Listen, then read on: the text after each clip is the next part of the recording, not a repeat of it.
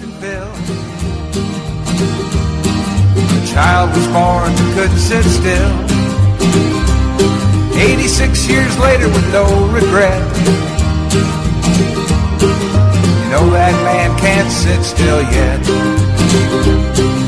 The Great Depression couldn't get him down. He worked for his dad's store in town, collecting money in small amounts for poor whites and blacks and their furniture accounts. Stetson Kennedy wants us all to be free. Stetson Kennedy wants us all to be free.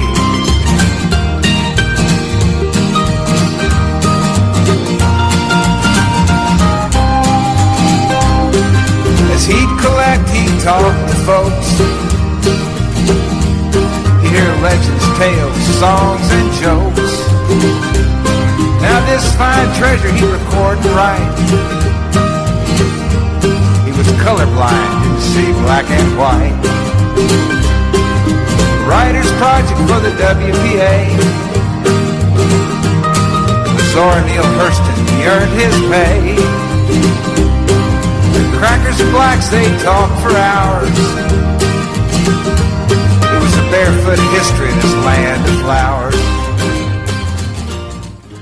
The week that was on the 14th of October 2017, coming to you from WBRN Radio in Boston and on the Boston Red Network and many other outlets, too numerous to mention as the old cliche goes. But nonetheless, on iHeart, Spreaker, what else have we have? Snitcher, iTunes, coming soon to the Android part of the scenario as we see more and more mobile activity here. And Blog Talk. Interesting note here before we get started. The matrix for all of these, Snitcher, Blog Talk, have changed severely. Not sure what the impact that will have on some of these outlets and people that participate as they see their numbers change. Some will go up, some will go down, and some will perhaps stay the same. Part of the new matrix and how things are happening. As a general presumption here, there's more emphasis nowadays on monetization of programs as far as internet radio / podcasting is concerned. And the basic old criteria is 5,000 per episode. Very few that do this. I'm not sure what the percentage is, but I would say probably less than 5% out of 10,000 people that do internet radio, or maybe 100,000 people that do internet radio, and it varies from time to time depending on which genre you're in. The political genre which we're in is not one of the most popular genres out there. It has become on major networks, but what we try to do here is cover things that other people do not cover as fully. In this particular broadcast, we'll be focusing on the wildfires out west in the Bay Area, what is commonly called wine country. We'll fall back on the San Jose Mercury for this coverage. It has not been covered as much, and we plan to do a special on the wildfires in the west. This is another catastrophe that has been brought about by quote-unquote human-made factors, overbuilding in areas that were not meant to be overbuilt in, and also on climate. As many know, the DJ Trump operation, otherwise known as the Trump-Pence gang, have pulled out of the Paris Accord. Now, basically what this means is the EU, the Russian Federation, China are still in the accord. The U.S. is out of the accord. Not unusual. They've also pulled out of the deal with the Iranian Republic of Iran. And the other signatories, the UK, France, etc., are still there. So there's more isolation on the quote-unquote foreign policy front from this administration, but it's not unusual. It is in line with Wilsonian foreign policy, which administrations have inherited from the racist Woodrow Wilson to this day. So that is not unusual to the conservative base. We have Uncle Karl Rove talking about Senator Corker, who is leaving the Senate. He's from Tennessee. And the Tilson affair there, who has the highest IQ, who doesn't, and the machinations surrounding General Kelly, that is the chief of staff at the White House, that says he can't control DJ Trump. These machinations are nothing more than ploys to direct people away from what really substantive situations, such as what is happening in the field of healthcare.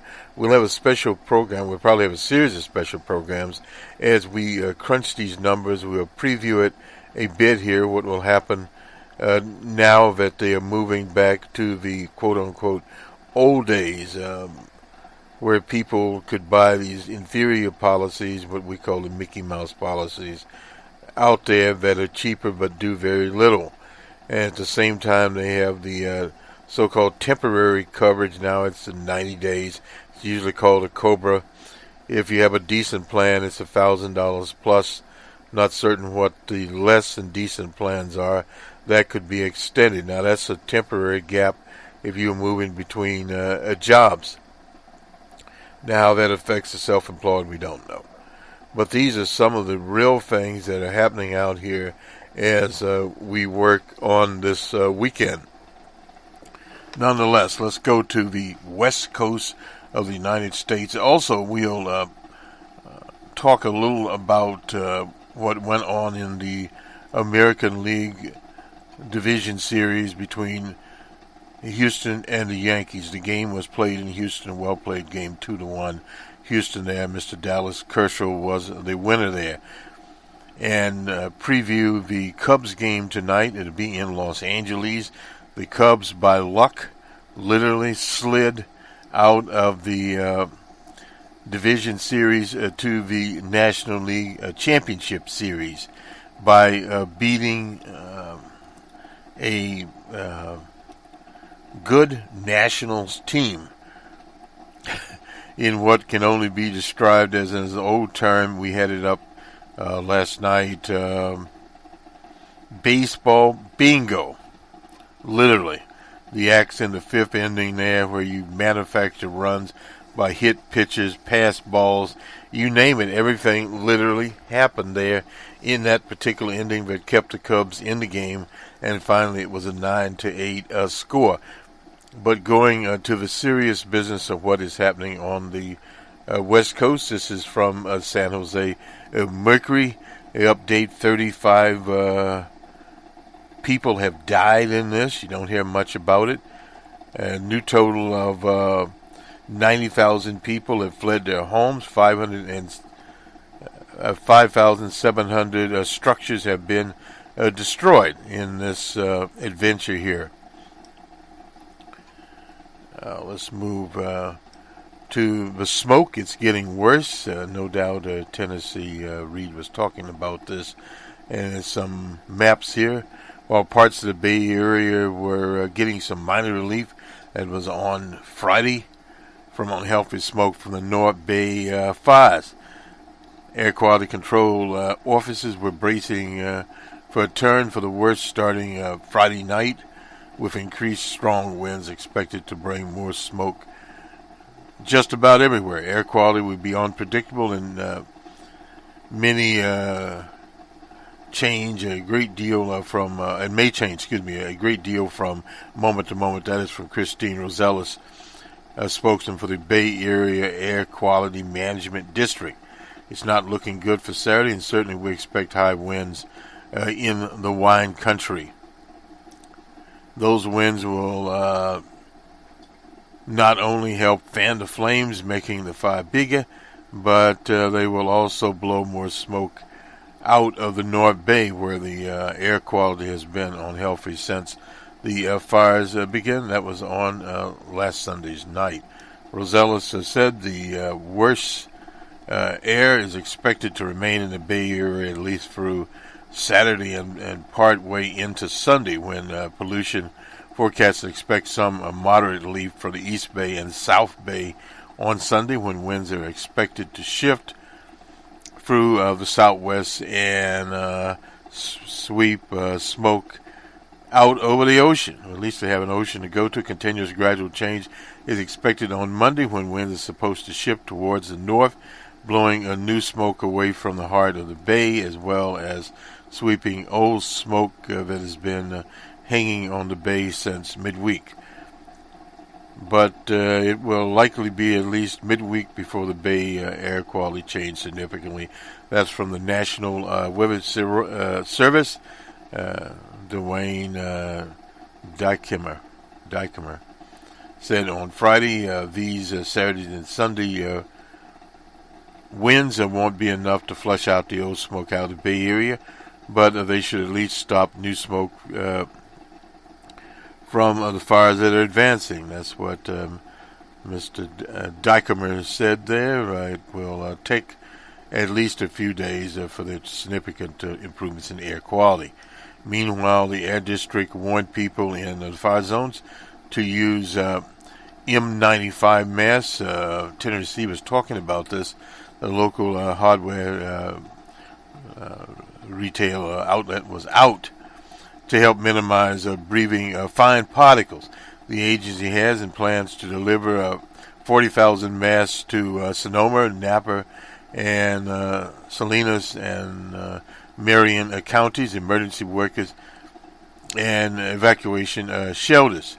The agency also recommends that residents impacted by heavy smoke seek buildings with filtered air, such as public libraries, shopping malls, are moved to areas outside the region with less impact by the wildfires until smoke levels subside.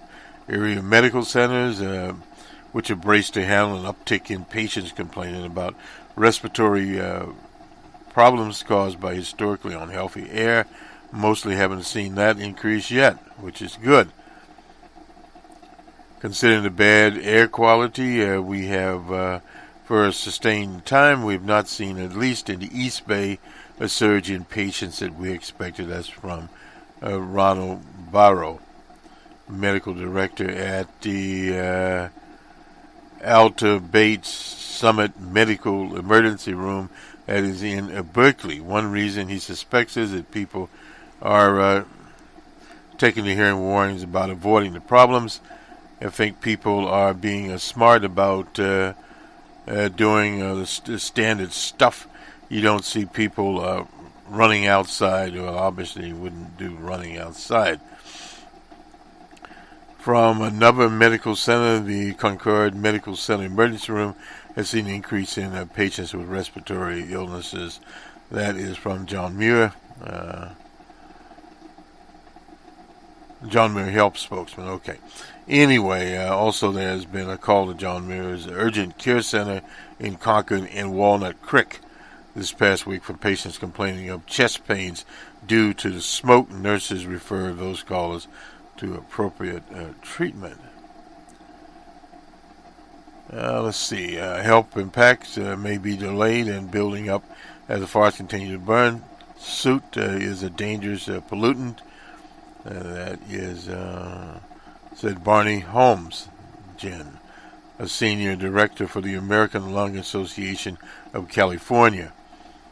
These particles can become embedded deep in your lungs and across the circulatory system and cause heart attacks and strokes. Not a good situation. As of Friday morning, some cancellations here. The Virginia Sports 2-day Fitness Festival, a half marathon this weekend in San Francisco, had been canceled. In Walnut Creek, many activities connected to long-planned community service days, of course, they are out also. Dirty Areas White organizers of the One Walk San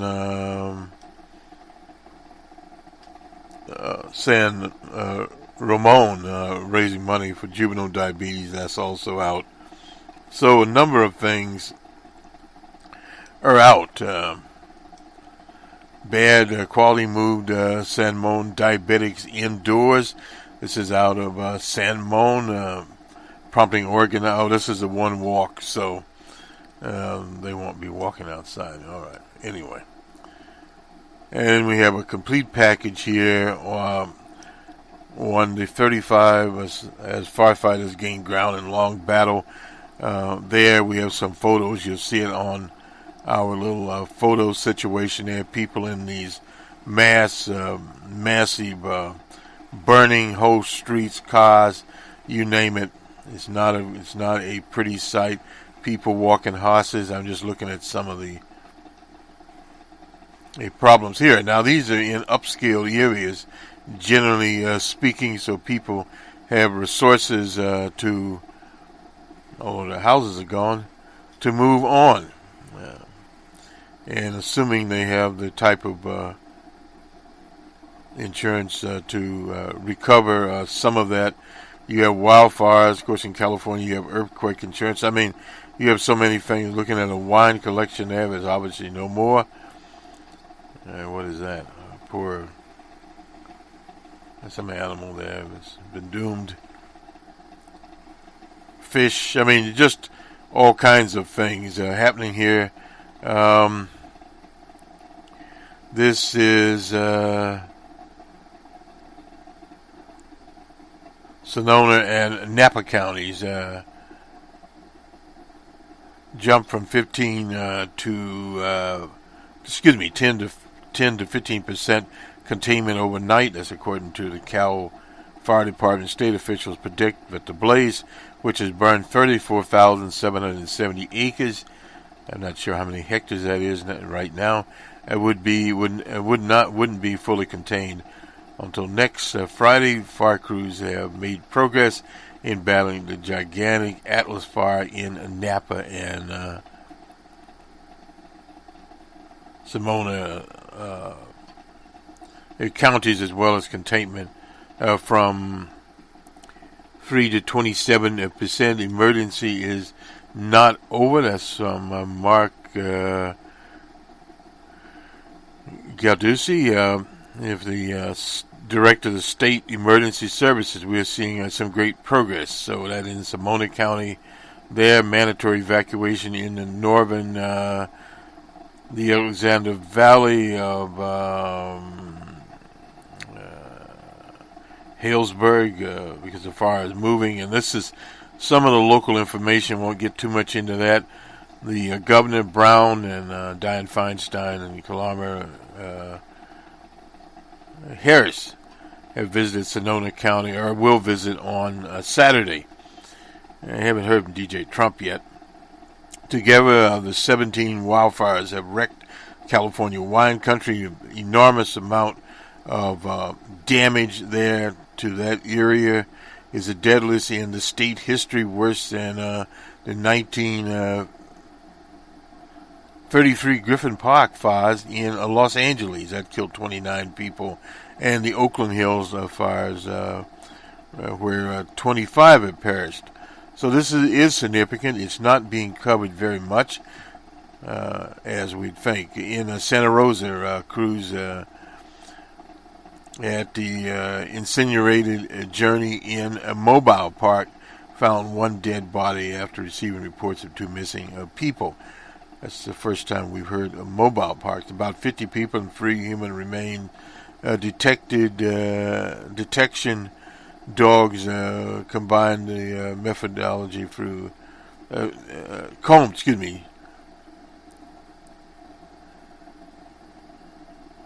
through the rubble, ashes, etc. Searchers were wearing white jumpsuits, signaling detectives that they found bodies or bones there. So, in other words, these methodical searches here have uncovered some things.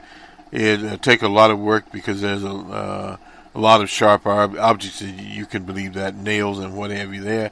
The string of wildfires has burned more than 212,000 acres in Northern California, about several times the area of the city of San Francisco across California. Wildfires have destroyed more than 2,700 structures. That's from the state of 5 people there. Residents returning to their homes started to think about long-term rebuilding efforts. Santa Rosa lost 2,834 homes, about 5% of the city's housing stock there. Approximately 4,000 square foot of commercial space there. So in other words, we're starting to see what are we going to do to rebuild. It's a rough question. We're looking at $1.2 billion for damage in Santa Rosa alone. It'll be billions of dollars here. Another national disaster to address. Even as they celebrate making progress, well, we won't go with that. This is for the Bay Area there. A team of 20 East Bay Area fighter station in Dry Creek region of Yukeville were bracing for a long night there. So this more of a regional stuff here. You can tell in the broadcast I'm not familiar with this area. Air quality remains a concern. We talked about that. Several schools, universities for a 4th day. The airport in San Francisco has canceled flights. They literally can't see where they're going. A spokesman for the Immigration Customs Enforcement Agency said the agency would contend to suspend routine immigration enforcement operations in the area. I imagine so, except in event of a serious criminal presenting a public threat. One big reason for the high number of missing persons report has been a damaged communication. You can expect that. Of the 77 cell towers, 69 damaged. 69 have been restored. So it's not Puerto Rico. They have resources here to move with. So those are some of the things that are going on in Napa Valley. They encourage to come to shelters. We're not wanting anyone sleeping in their cars. We do not want anyone in harm's way. Well, no doubt about that. Sonoma County Fairgrounds, one of the largest shelters there. And in related news, while we are here, Tesla has laid off hundreds of workers this week, including engineers, managers, factory workers, as the company struggles to expand its manufacturing production lines. Again, this is from the San Jose Mercury. The dismissals come at a critical point for the company, which is pushing to increase vehicle production fivefold and reach a broad market for its model-free sedan. The electric vehicle maker missed targets for producing the low-cost sedan, manufacturing only 260 last quarter. They have a waiting list of 450,000. The company said the dismissals were a result of company-wide annual reviews and insisted they were not layoffs. They're lying. Some workers received promotions and bonuses, and the company expects to hire from the vast majority of new vacancies out there. As with any company, especially one, they have 33. I didn't know they had this. 33,000 workers. Performance reviews also occasionally result in departures. In other words, firings. Workers estimate between 400 and 700 workers have been fired. Tesla has not said how many. The spokesman said most of the dismissed were administrative and sales positions outside of manufacturing. They employ 10,000 workers at the Fremont plant alone. That's a lot of workers. Workers spoke on condition, obviously, of anonymity here because they feared reprisals, said the firings had lowered morale in many departments. Several said Model X, Model S, and the former Cellular City operations seemed to have been targeted. from Juan Madano, production worker, felt a tap on his shoulder. He'd worked for Tesla for 4 years, which is a long time.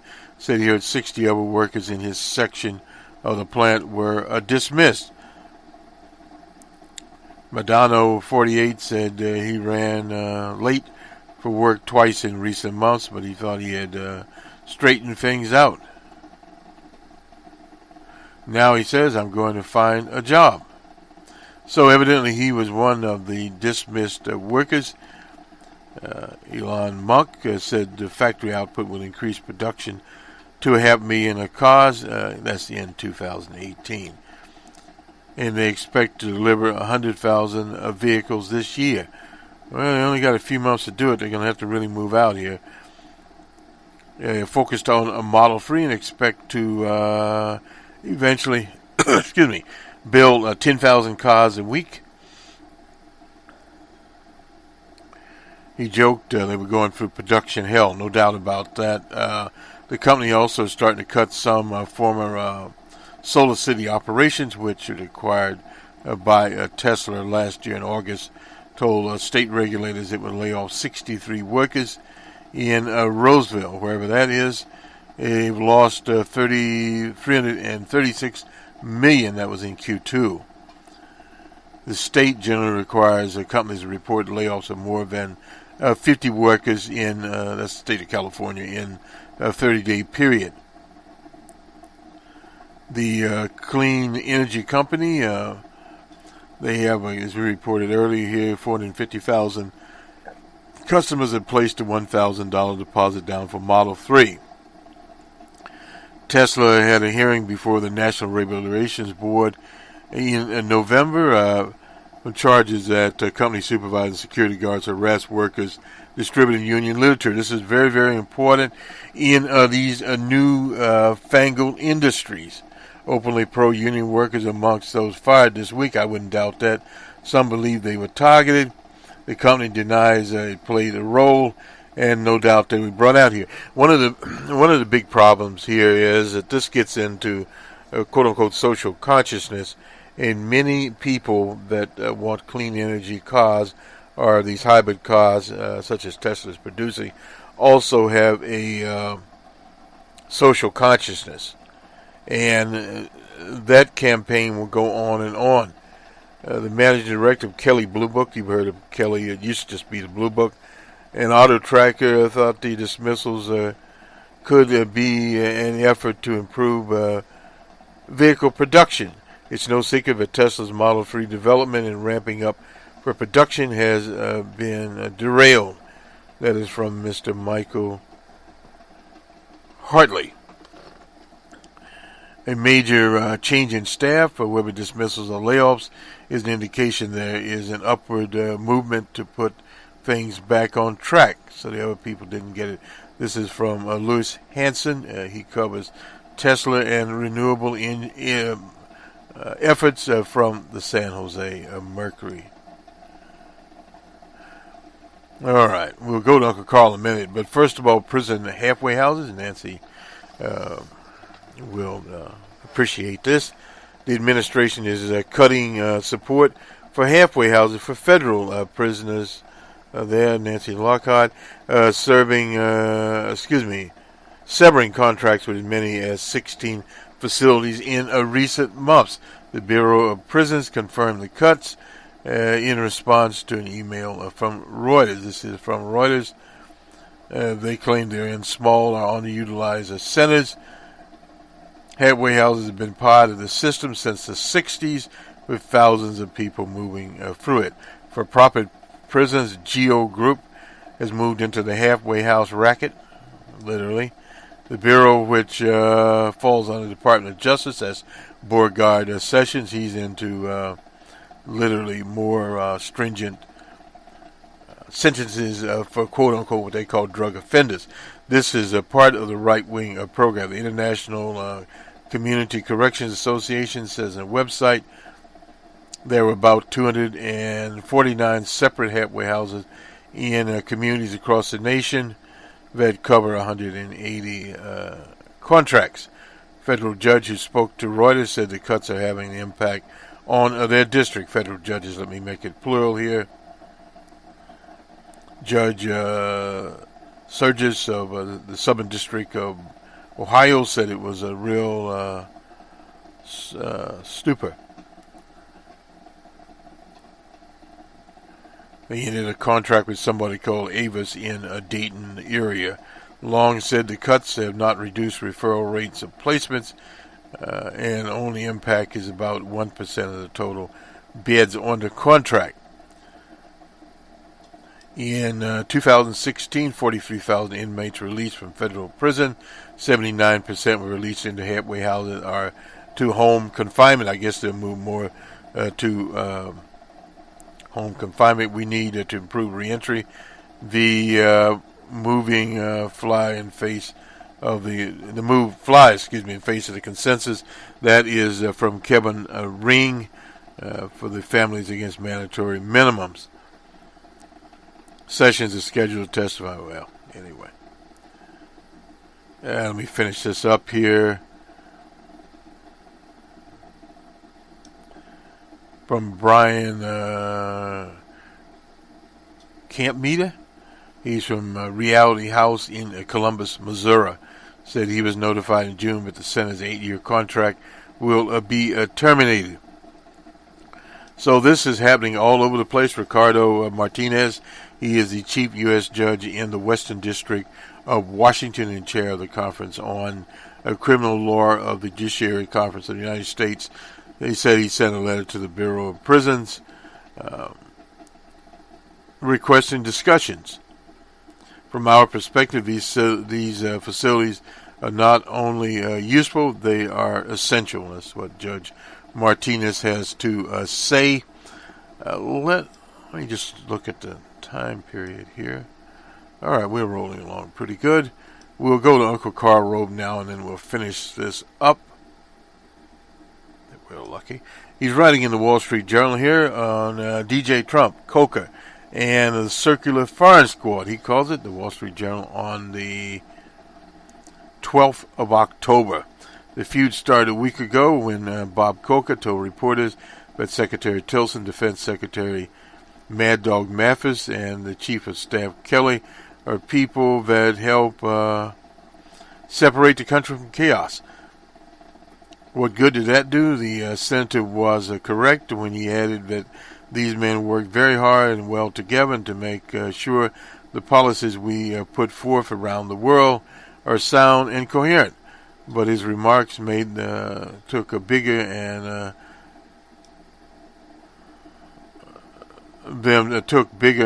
saner than DJ Trump.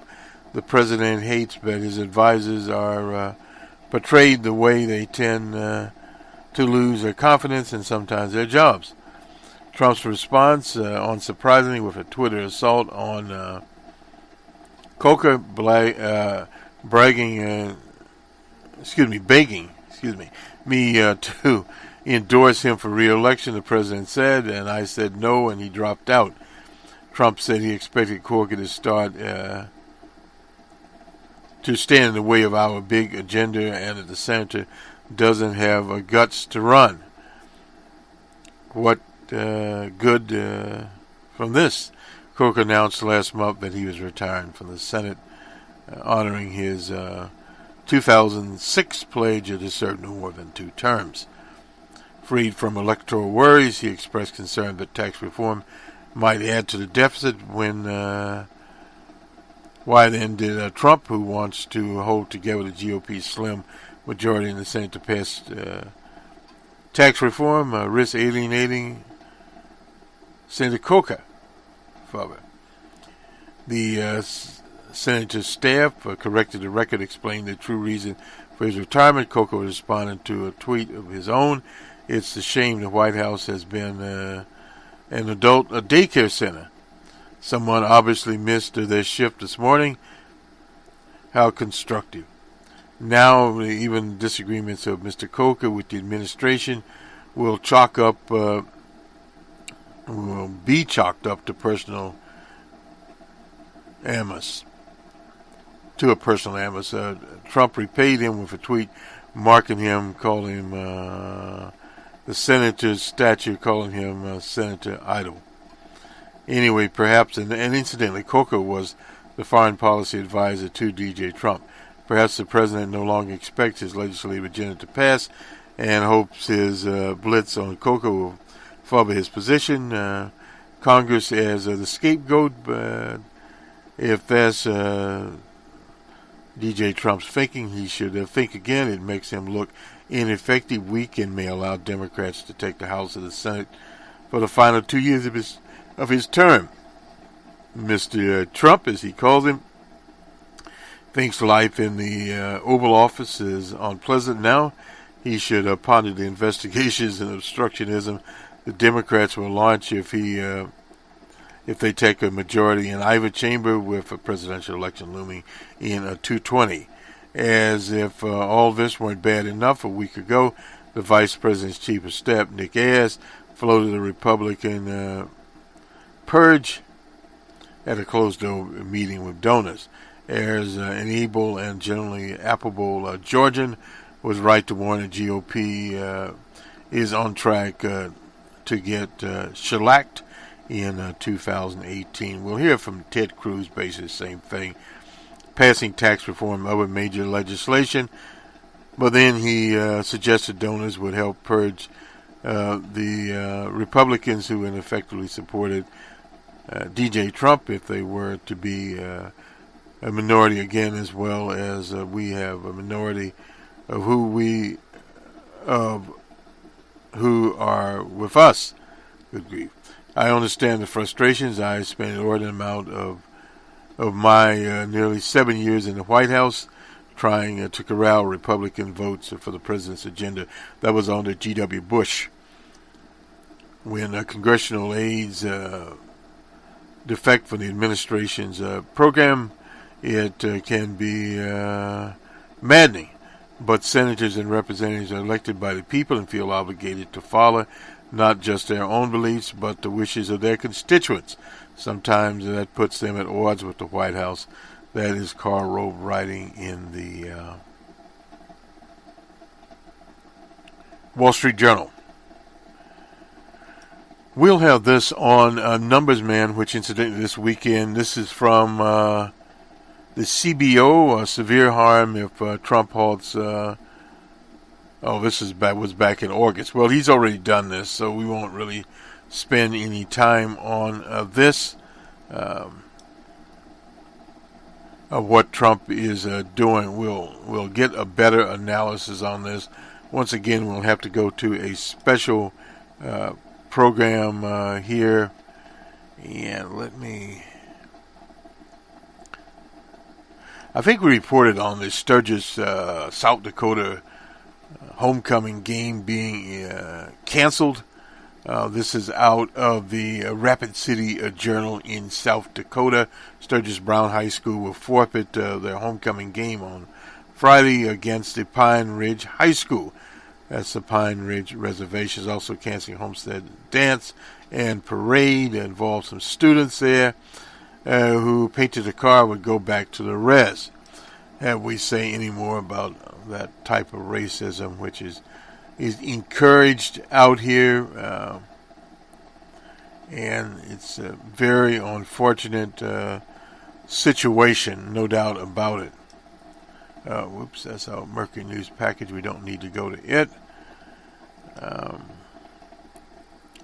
This is Mr. Cruz. He warns GOP could face Watergate-level blowout in midterm if it fails on health care and taxes. Well, DJ Trump is already taken care of. This is in the Washington Post from Sean Sullivan. It's on the 13th. I was in yesterday. Wealthy donors, influential Republican lawmakers say they increasingly fear a historic backlash at the ballot next year if they fail to pass sweeping tax laws at a two-day mid-town in Manhattan summit of billionaire industrialists, the Koch brothers there. Senators and strategists spoke in cataclysmic terms with the price they expect to pay. Their voice concerned a demoralized Republican base would stay home. Koch officials said they have invested $10 million this year in advocating the tax plan. No doubt. Art Pope, he's a donor from North Carolina, put it this way: when you have a lack of success, that depress voter turnout for Republicans. Ted Cruz warned Watergate-style blowout in the midterm if they don't make major legislative strides on tax and health care. That won't be out there. DJ Trump's already taking care of the exchanges. The 100 top donors were at this meeting there. Tax reform, David Perdue and Tom Scott warned of dire political consequences if the endeavor is not successful. Well, again, this is in the Republicans' little circle here. I mostly come here today to assure you that before the year is out, with the help of this room, we're going to cut taxes across the board. That is from Pence of the Pence Trump gang. The network spent between $300 and $400 million plans to spend on policy and political campaigns during the 2018 election cycle. Now, when they talk about spending this kind of money, they want results. It's the most significant federal effort we have ever undertaken. That's from Tim Phillips, the president of Americans for Prosperity. They're going to have prosperity, all right. Called the Senate confirmation of Neil Gorsuch damn near the only thing the Republicans have been able to do. Well, that's enough right there. To many who helped elect them. Well, the whole point here is this tax package is a tax package for the rich. It's not a tax package for the people, and it's been exposed as such. What he has wrong there is that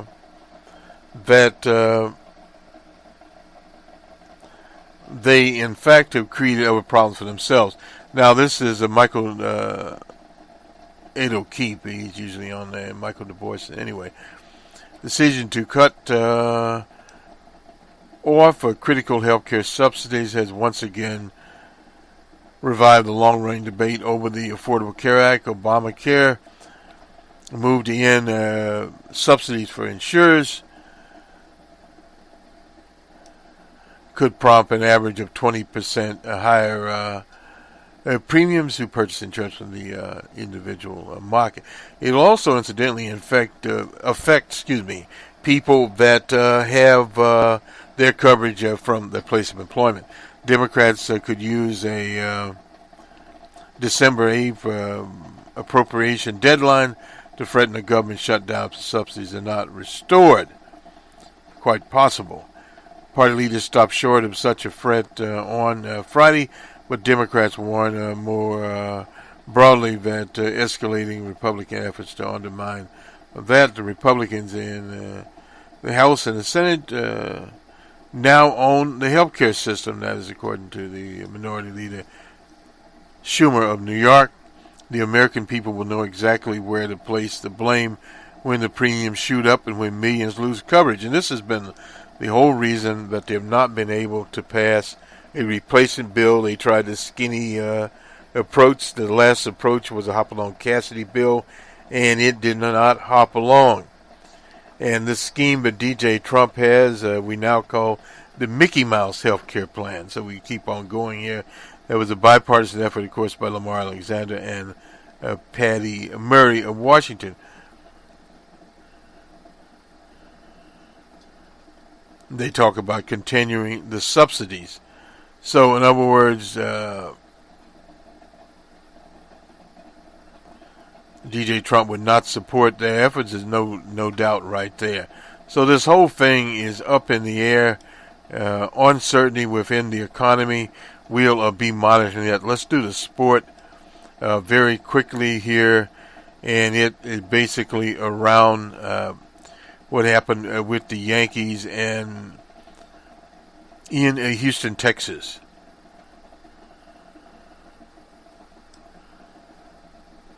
Mr. Aaron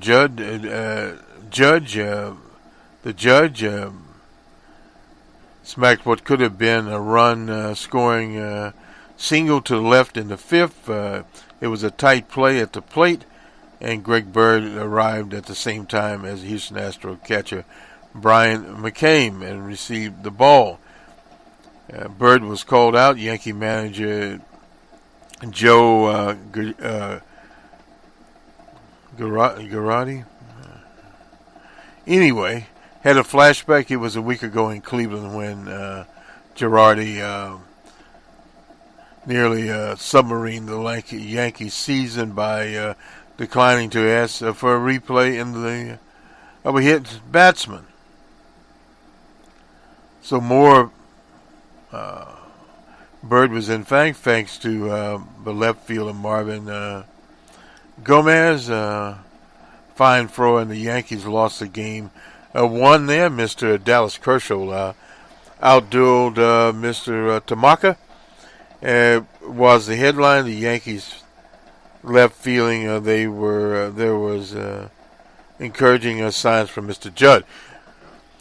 The fifth inning single was the only hit in 3 at-bats, so he did hit something. He strikes out a lot, but he's also capable of knocking it out the park.